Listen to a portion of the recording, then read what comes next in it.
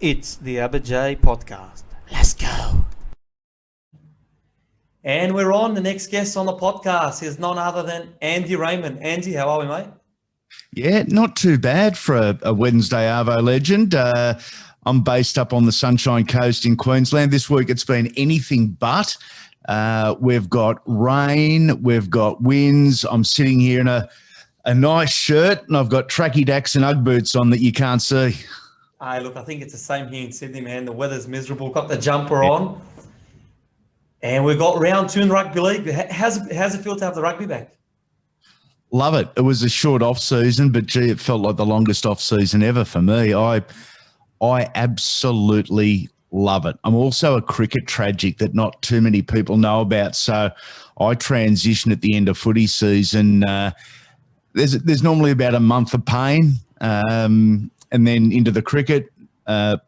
Just loving having the footy back. And I spent last weekend basically on the lounge with the 2 Labradors, and just watching footy. I called a game on Sunday night for Triple M, but apart from that, man, just sitting there watching it and loving it.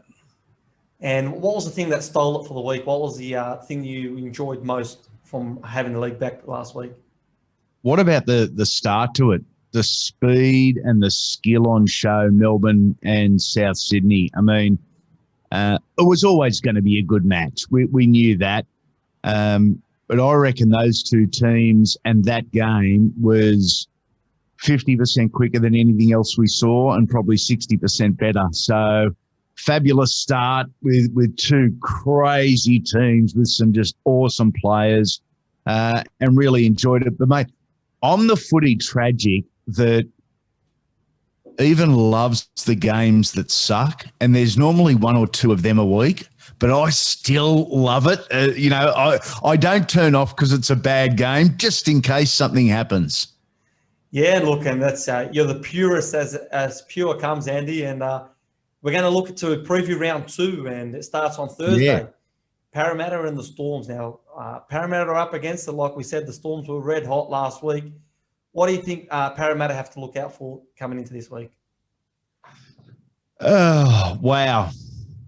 Where do we start? How do you try and dissect what Melbourne did last week?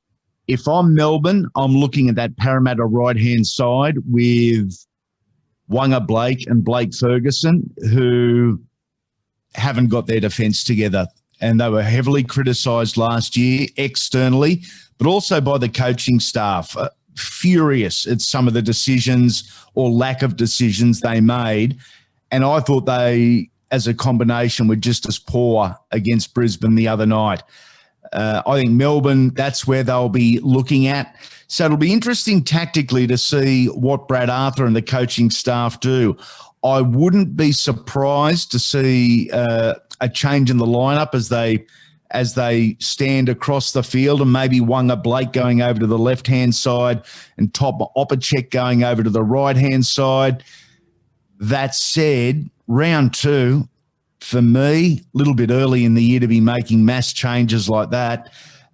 Mate, I'm a Parramatta Eels tragic. I grew up in the area. I played for them as a junior, and 1986 seems so long ago. Yeah, it does. And it seems like Brett Arthur's under fire as well. And questions about his coaching position have been asked, and it's only round 1. Yeah, it's he's a victim of history and 3 generations and 3 decades of failures. He's made the top 4 in the last 2 years. If that is the head coach of any other football side, that's a massive pass mark, and we're giving you a contract extension for as long as you want. But nothing less than a grand final appearance over the next year or 2 is going to ensure that Brad Arthur is safe. And it's tough getting to a grand final. It's amazing. Over the course of my career, I've spoken to countless athletes and coaches in the thousands. And we talk about grand finals, and sure, there's a real joy about winning it, and there's a disappointment and an emotion about losing it. But even the losing side appreciates the fact that they just made it. It's the ones that miss out by a game or two that have the huge regrets. Over the last couple of years, that's been South Sydney, for argument's sake. They're the ones with regrets. Parramatta, they're the ones with regrets because they haven't made it through. Sure, Penrith is disappointed from last year and getting beaten by the Storm. Of course they wanted to win the premiership. Everyone bloody well does. But at least they made it. And making that first Sunday in October is crucial for the Parramatta Eels, crucial for Brad Arthur. Yeah, it's crucial, and the task at hand is just as great as ever, because you'd think post-Cameron Smith, the Storm slowed down, and, geez, if Ryan Pappenhausen has anything to do with it, Cameron Munster and the likes, seems like it's full steam ahead at Melbourne. How silly are we as rugby league commentators and as fans? We keep doubting Melbourne. They got rid of Greg Inglis left, and we said, they've lost it. They've lost too much, and the other guys are getting too old. Then they lose Cooper Cronk, and we say, they've lost too much and they're getting too old. Then Billy Slater, then Cameron Smith. And every year they do the same thing. They come out and win round one. They set the benchmark, and the other 15 sides are then playing catch-ups. And that's exactly how they've started 2021, mate, for me. So, yeah, man, they've started red hot. The Parramatta Eels, if they come out anywhere like they came out last week against the Brisbane Broncos, then they're in for something special. Yeah, it'll be over, and it'll be 36-0 at halftime if that's the way they start. Yeah, and Craig Bellamy comes in. His squad comes in unchanged. And to think Harry Grant, Dale Finucane, and the likes are still at his disposal, and they haven't hit peak yet. Yeah, and what that does, it doesn't create huge changes and huge advantages in the starting 13 because you got Nelson Asofa Solomona and Brandon Smith in your starting 13. When the guns come back into that 13, it actually strengthens your bench and strengthens your interchange because Nelson and Brandon, the cheese, they go back and sit on the interchange.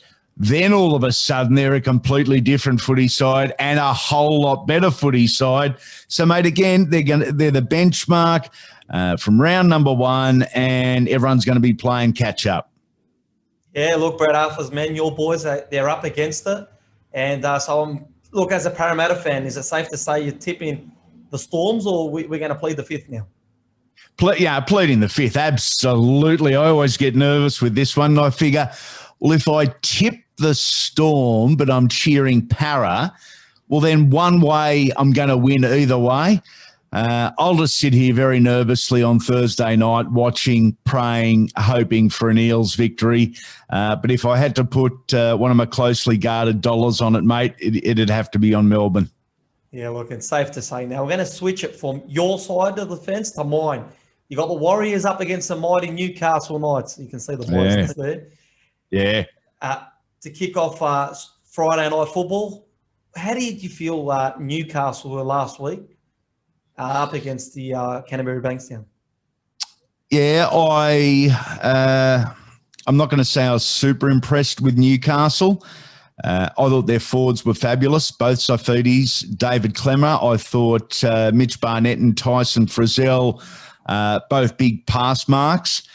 But the back line didn't impress me in any way, shape or form. And that's not being critical. It takes different guys a different amount of time and different triggers to get to their best. And Newcastle has got a great back line.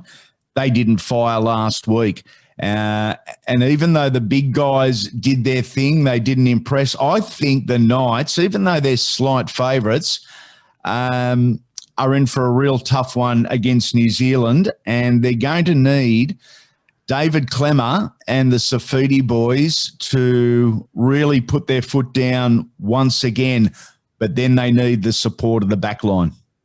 Yeah, look, and what do you think the Nathan Brown factor? Is that play a factor because he was at Newcastle not too long ago And then the battle of the big boys, you got Fanua Blake, you got Tawana Brown, Katoa, Surinam, Harris.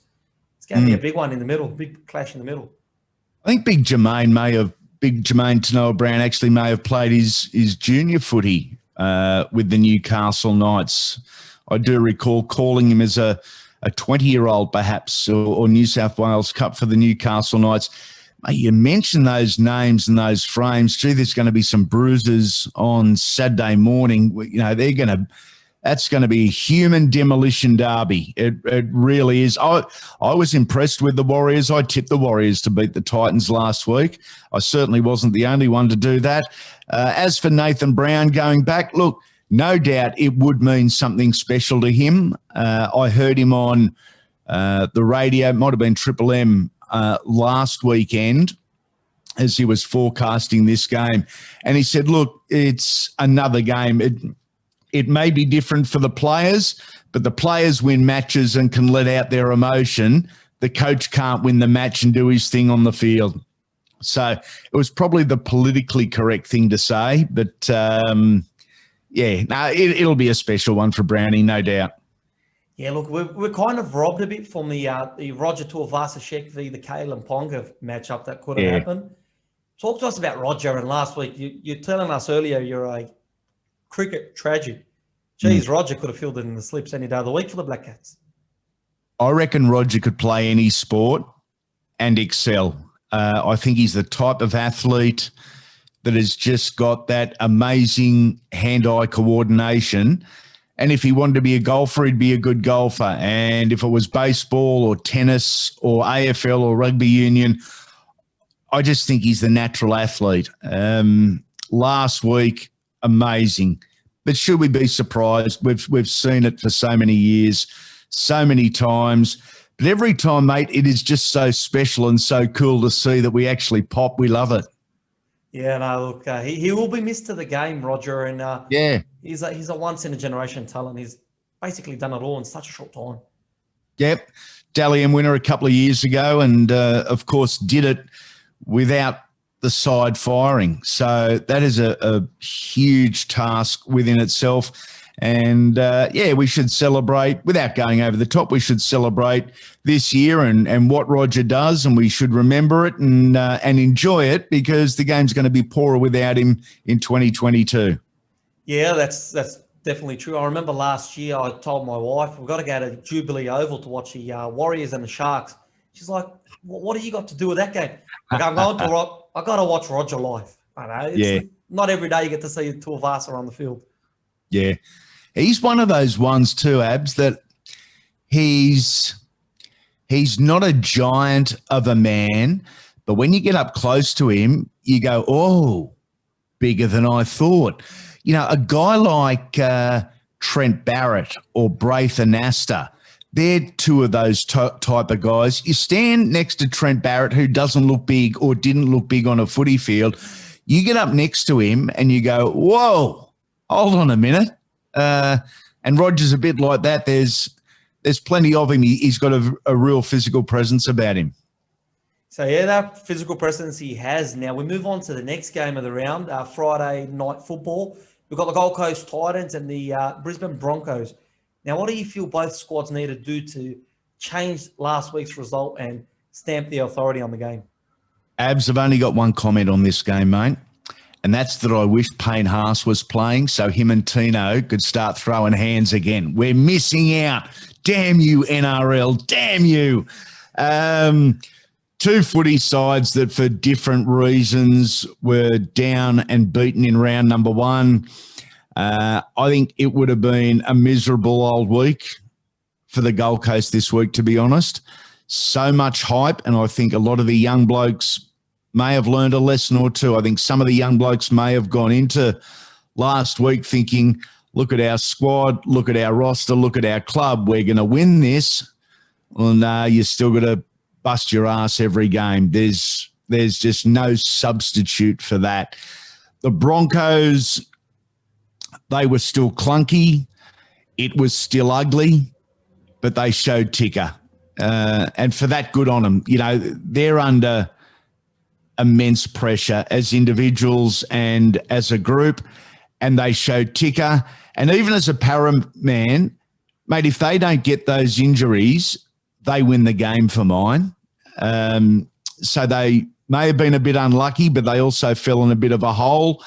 That itself is alarming. And if it continues into this game, the Titans on the rebound could put a number on them. Yeah, look, let's talk about Anthony Milford. A lot of scrutiny last year about, the shape he was in and the work he might have not done in the off-season. It seems like he's a bit in a better shape. He had a bit of control over the game. I think it wore off as the game went on. But I feel a much better performance from Anthony. What do you feel?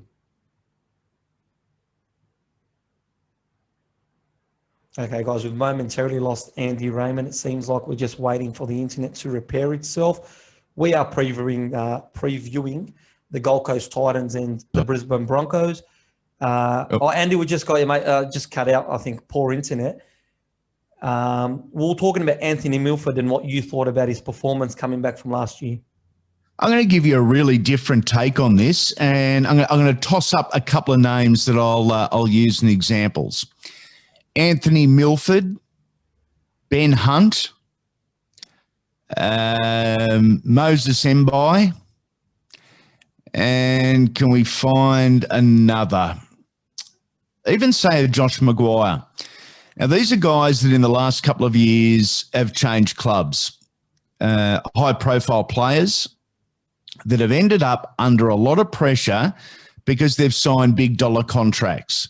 Now, I ask you this, Abs, if you or I are offered 950 grand to change workplaces for the next 3 years and we sign the contract, which I would straight up, someone's going to throw that coin at me, I'm signing. But I don't, as a commentator, reach the levels that they thought I might. Whose fault is that? Is that my fault for signing the best deal, or is that someone else's fault for offering? So we'll go back to Ben Hunt and we'll go back to Anthony Milford. At the time, Anthony Milford chose the Brisbane Broncos because they offered him the biggest dollars, and he had every right and made the smart business decision to sign with them. Ben Hunt signed on huge money for St George Illawarra, but they offered him the money. So who's under pressure? Yeah, the player's under pressure because they're in the spotlight. Why isn't the guy that signed them and decided that they were on or that they were worth 950 or $1 million, why isn't he the one that's under pressure? Either way, I think the pressure on a lot of the guys, the big earners, is unfair, but it's there on Anthony Milford. Has he delivered to his price tag? The answer is probably no. But should he be criticised for not living up to that? I say no. He looked happy. He looked better on the field last week, and I think we'd all love to see and marvel at Anthony Milford's skills once again. We remember him when he was playing for Canberra in that first year at fullback. We go, whoa, look at this dude. It's been a while. It's been some time since Anthony's flashed before our eyes. I'd love to see him get back to his best, mate. And those type of performances would carry the Broncos a long way north up the competition ladder, wouldn't they? Yeah, look, I agree. And you look on the other side of the fence of this week, Ash Taylor's suffered the same kind of thing with the price tag in the media. Perfect. Corey Norman, a lot of the boys do that, but you look at past players like Joey Johns and Fittler, they say that player on that sort of money has to contribute to 70% of the win ratio. So when high-profile players like that come out and say that, I think the pressure only intensifies. Yeah, I agree. The pressure does intensify. And, mate, I see where Joey and Freddie are coming from, and others that have the same train of thought. I think the pressure should be on the recruiters or the chief executive officer or the general manager of football, or whoever the bloody hell signs the check is. I think someone should be knocking on their door and say, hey, why did you think this bloke was worth 900 when he's playing like he should be on 300? Yeah, no, look, I definitely agree. And if we're to take it back to Friday night football, 8 o'clock, Who do we have, and where do you see the game going? Titans and the Broncos. Look, in all probability, the Titans should win it at home. I'd suggest there'll be a decent old crowd there, a very anti-Brisbane crowd. It's Kevin Walter's first away game as a coach, so that's all different for them. They'll travel down together. The players will get the rub off Kevin Walters and how he's feeling and what his body language is like. Yeah, I'd be tipping the Titans. What about you? Yeah, look, I got it the Titans. I think if Payne Haas is there for the Brisbane Broncos, I think a bit more muscle up in the middle. Yeah. Could have probably swayed it a bit more the Broncos' way, but I think the Titans should get it done, and if they don't, they'll fall short. Yeah, I agree. So the next one, we look at Saturday, 3 o'clock kickoff. We've got the Canterbury Bankstown Bulldogs up against the Penny Panthers. Geez, we don't know who, or we know who stood out of these two last week. How do you see it going in round 2? Okay, so the technical difficulties continue whilst we preview the Canterbury Bankstown Bulldogs and the Penrith Panthers. Unfortunately, NBN in this country has not been nice to us today. We look to preview. Okay, now look, we're back. I'll just complain. We're back. Complaining over the unstable internet and thanking NBN. So, look, I'll redo that. So the Canterbury Bankstown Bulldogs, Canterbury Bankstown against the Penrith Panthers at Bankwest Stadium. How do we see that, and who impressed most in round 1? Yeah, Penrith Panthers, they just picked up where they left off for pretty much most of 2020, I thought. Young, fast, energetic, confident. Wow, are they confident? I mean, they're doing things that they probably shouldn't be on the football field, and they're probably not coached that way. They're doing it because they're so confident. The Dogs, it's going to be a battle. It is going to be a huge battle for Canterbury. I think for all of 2021, they've got a couple of recruits. I'm a massive fan of Kyle Flanagan. I thought the treatment he got from the Roosters and the blame there was absolute garbage. I think he's going to have a hard year, though, because they just don't have that forward pack as yet to make a dent in the middle of the field. And until that happens, a halfback can't do his thing. So I see Penrith winning this one, our first on Super Saturday, and I see them winning pretty well, to be honest, mate. Yeah, look, it's a tough one, man. Kyle started well last week against the Newcastle Knights. His attack was on point. I feel he was let down a bit by the outside backs. I think they'll drop in a lot of ball and they weren't going forward. Yeah, I fully agree, mate. They battled. Nick Kotrick wasn't his normal self. He actually looked nervous, Nick Kotrick. Mate, there's also a bit of a question mark over Nick and what his best position is. When someone's a good footballer on the wing, the natural reaction from the public is, put him into the centres.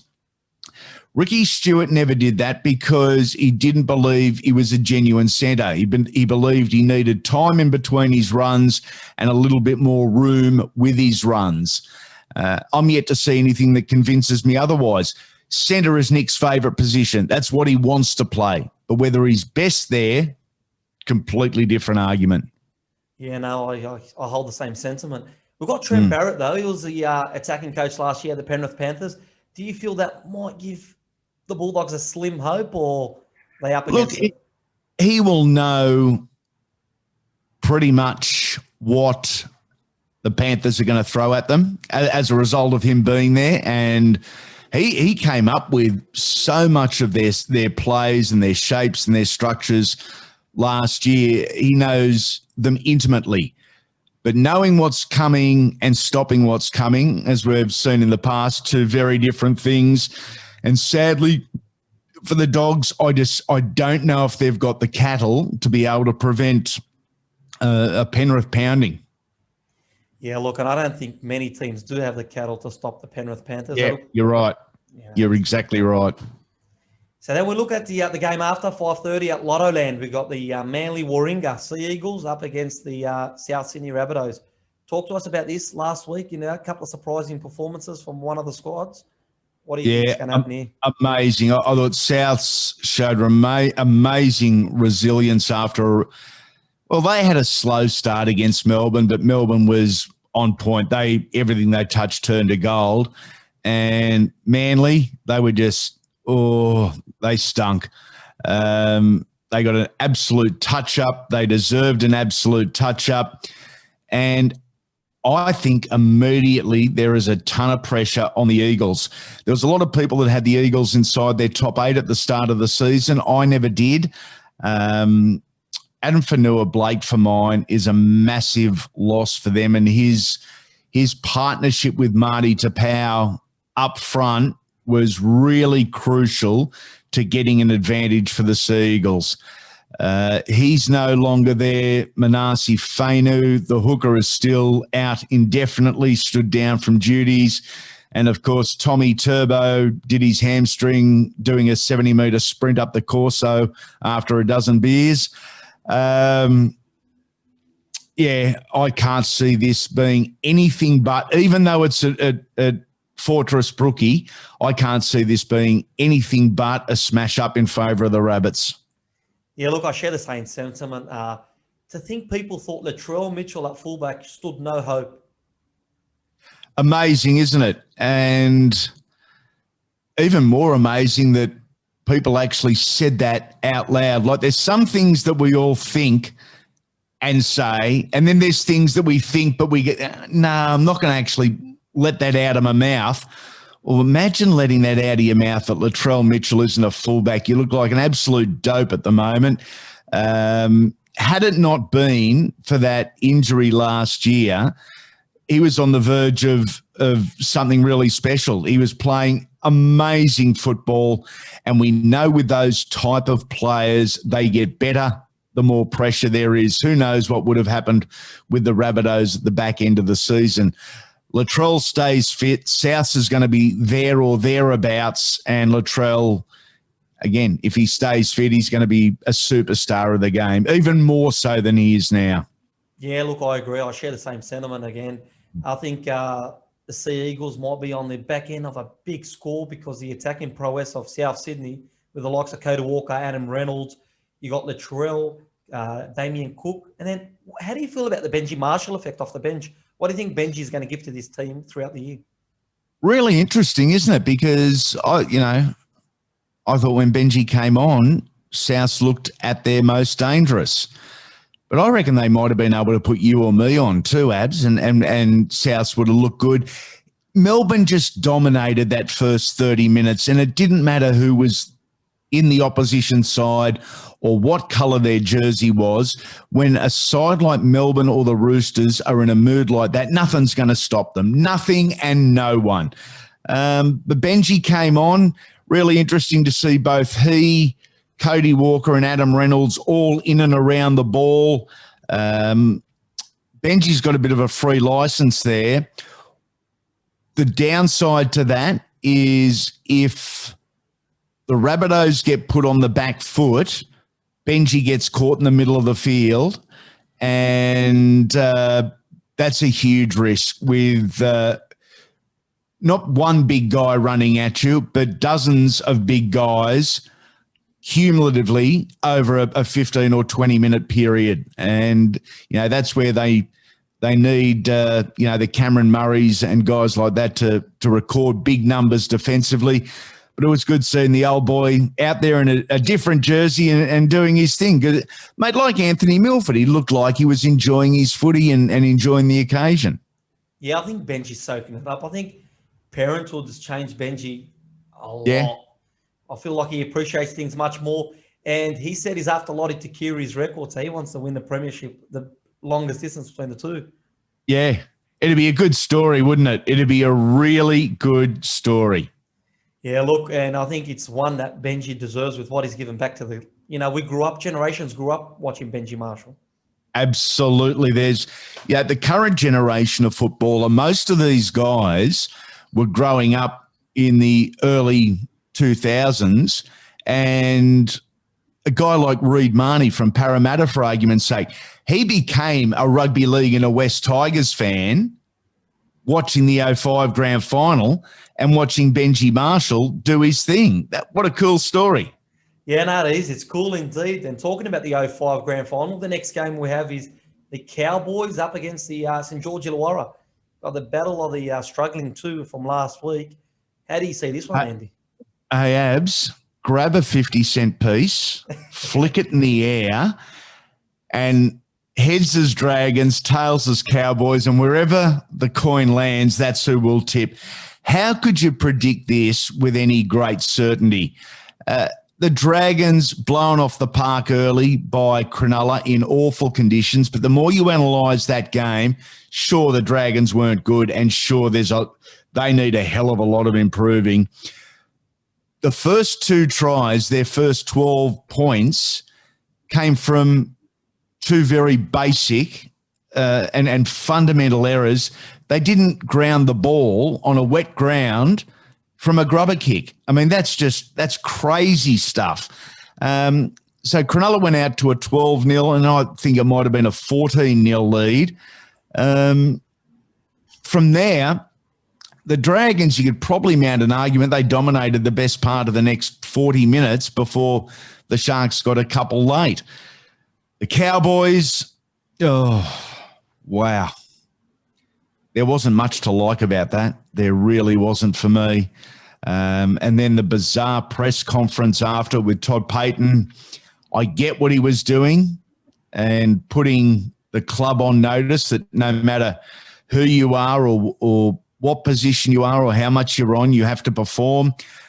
And I do understand and also appreciate his logic in protecting Jason Taumalolo from himself, because Jason will just work and work and work and keep working. And in rugby league, you get old very, very quickly. And he doesn't want that to happen to Jason Taumalolo. So I see the logic in him playing less minutes, but the way he went about it, quite odd. Yeah, odd indeed, especially because it's his first year at the helm and he's still getting to know the boys. And I feel that, it's very volatile coming out like that, because you can lose a dressing room more often than not than gaining them with that approach. Absolutely you can. Very, very dangerous, mate.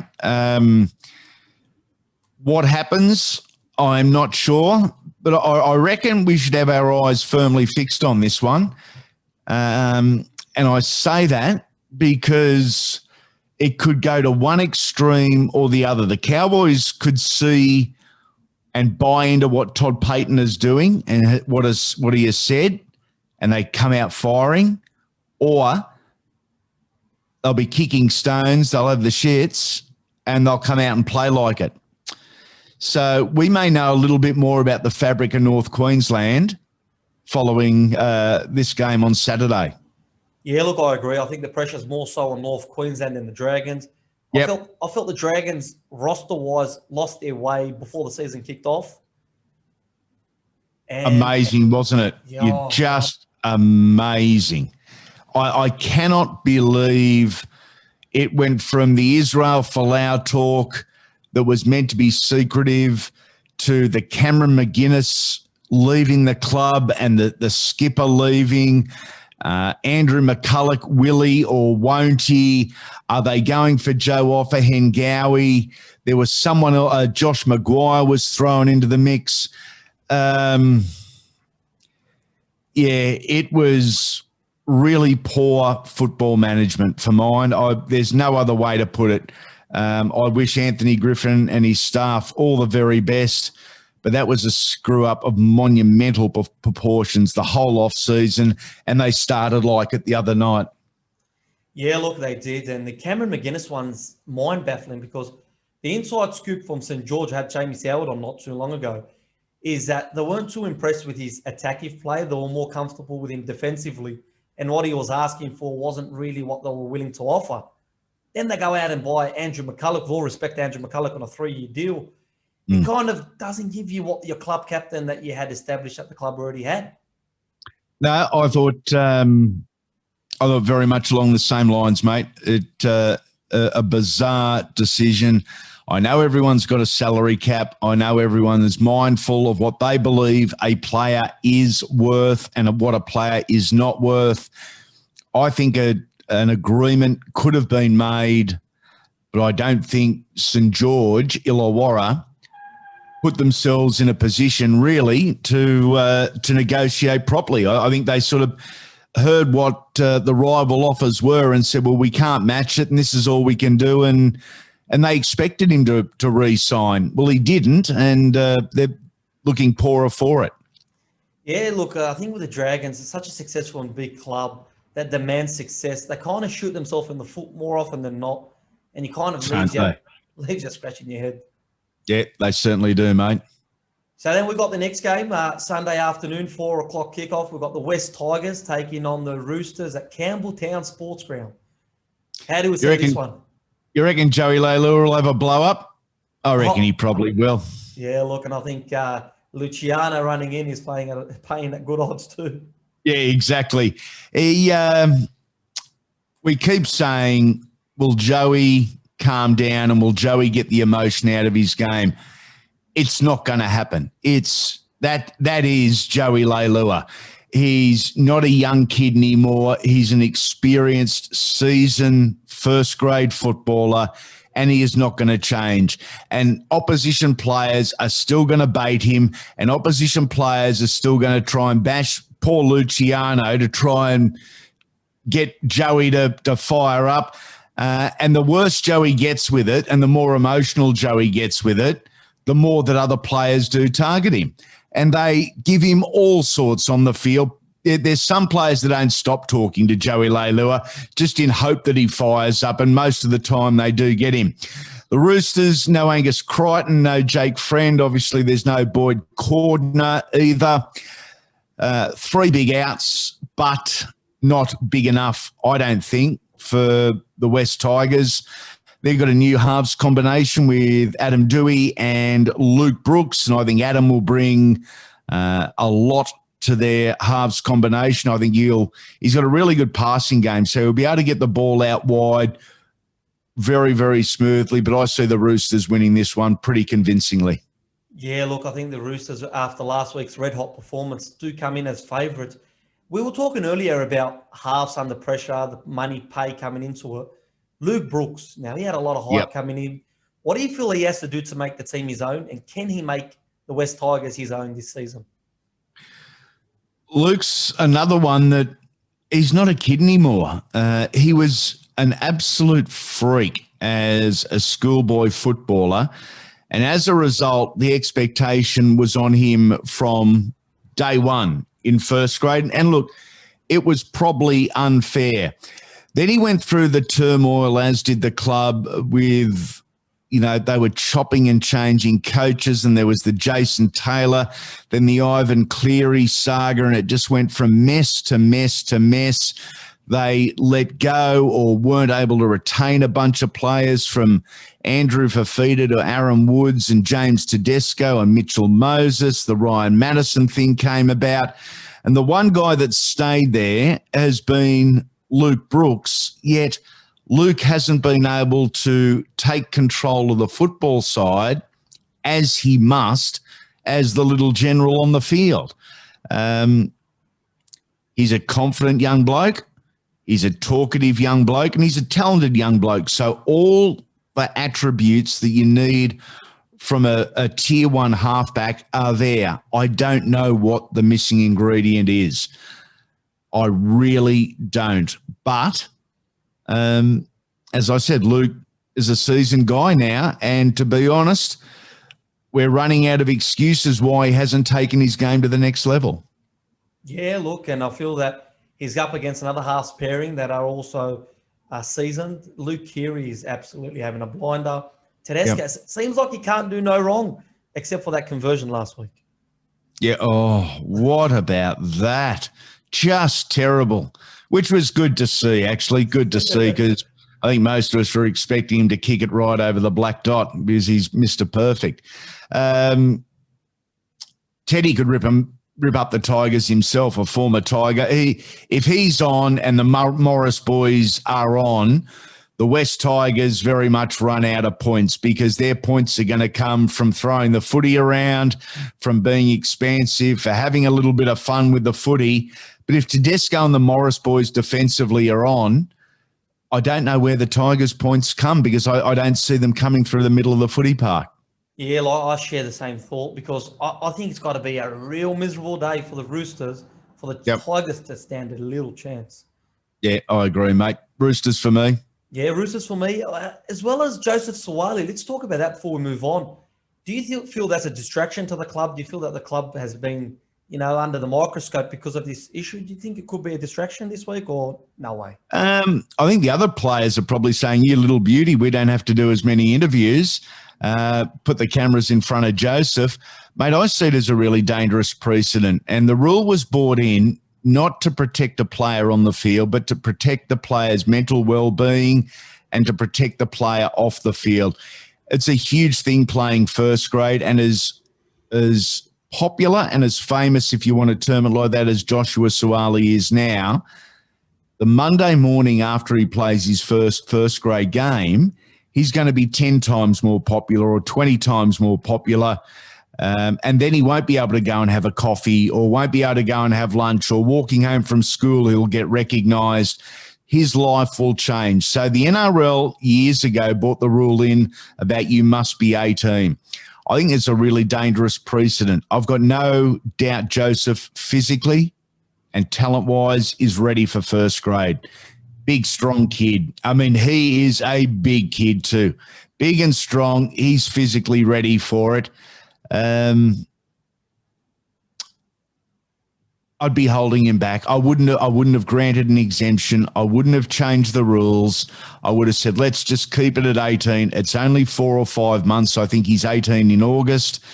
It's a dangerous precedent because what happens, you're a Newcastle boy, mate, what happens in 2 years' time when you've got the wonder kid halfback coming through that's 17 years of age?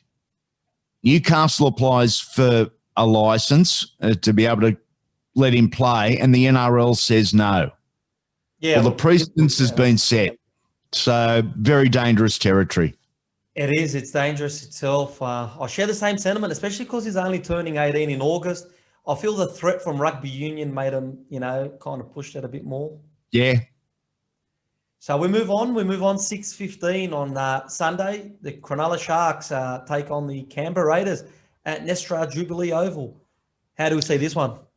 I'm a fan of the Raiders. I like the way they play football. I like the footballers in their side, and I think Ricky Stewart has got a real even mix of footballers. In fact, I did a podcast interview this morning with John Bateman, who is now back over in Wigan, back over in the UK, and he was saying the same thing. He said it is just such an even mix.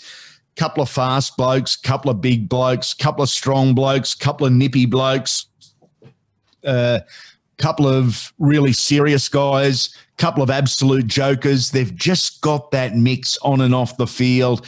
They will win a lot more games than they lose, the Canberra Raiders.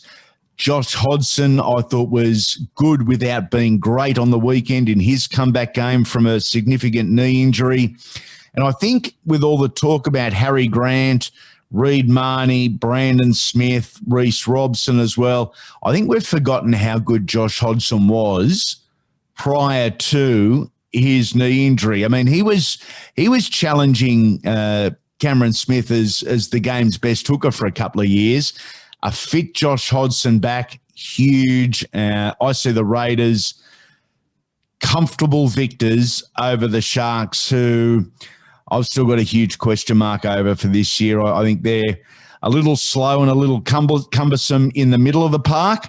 They may just lack the speed of some of the gun sides amongst the forwards.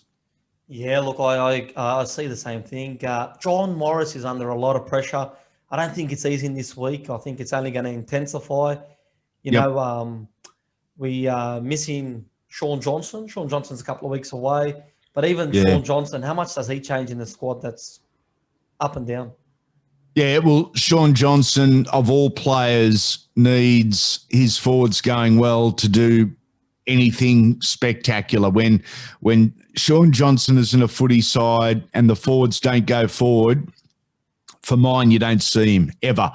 So he needs a strong forward pack. They don't have that forward pack. I think Sean's due back from an Achilles between rounds 7 and 9, I think it is. And even then, it was a significant injury. He's an explosive player. It's unrealistic, I think, to think that he's going to come back with that same impact that he had. I think he'll be tentative, and it may take another 4 to 6 weeks before he even looks like getting back to his best. Big injury to come back from an Achilles, because it basically wipes out your whole leg.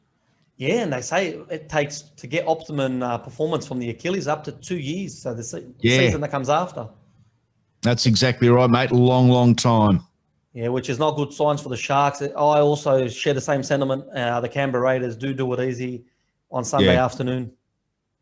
Yep, I think they do. I think the Roosters and the Raiders is a Sunday double should be, in theory, a reasonably safe bet for everyone.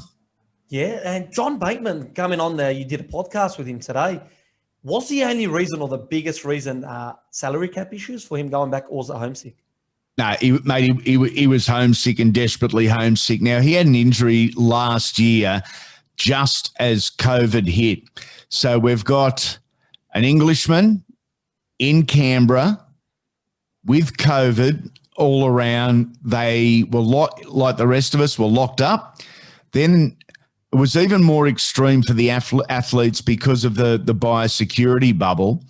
Footballers basically, for the season, went from home to training and back home, and that was it. So there was no socialising, there was no intermixing, there was no going for a drive to clear the head. And he's a young bloke with a daughter over the other side of the world, a mum, and he admitted this morning he's a mummy's boy still, a mum over the other side of the world, and he just wanted to go home. He's got wonderful memories of Australia. He's got wonderful memories of Canberra. He misses everyone and he misses the Raiders, but he's just rapt to be back home. And I don't think we can judge harshly anyone that's honest like that and just says, look, I just want to be with my family. Yeah, look, you got to respect that. And, it's good perspective. It's different. So, Andy, how do people get you on social media? What are your podcasts on? What are your pages? How can people reach you? The podcast's going really well at the moment. It's called Andy Raymond Unfiltered. We have a couple of different podcasts. The start of the working week, the Legends series, is up close and personal interviews with some of the biggest names in sport. We've done Mal Meninga, Ricky Stewart, Craig Bellamy, Gordon Tallis, Kevin Walters. The list goes on and on. This week, celebrating his 60th birthday, we've done a 3-part series with the natural Brett Kenny, which is just the most phenomenal interview I think we've done. It is amazing. Later in the week, but before the football starts, it's called the Weekly Wodge. Now, a wodge, by definition, is a large piece or amount of something. And this is just something, and it's large. On any one show, you'll hear up to a dozen different former or current NRL players, all with interviews. This week, we've got Tyson Frizzell, Jason Stevens, Luke Bateman, Chris Flannery, Jaden Brayley, Joe Williams. I'm missing one or two. Regan Campbell-Gillard, if I didn't mention him. And so it's certainly something different. Then on Saturdays, we have what we call the Blast, which is only a short listen. It's only 10 or 15 minutes. And we look back on different moments in rugby league history through the eyes of someone that was there, or we look back on a career in short form.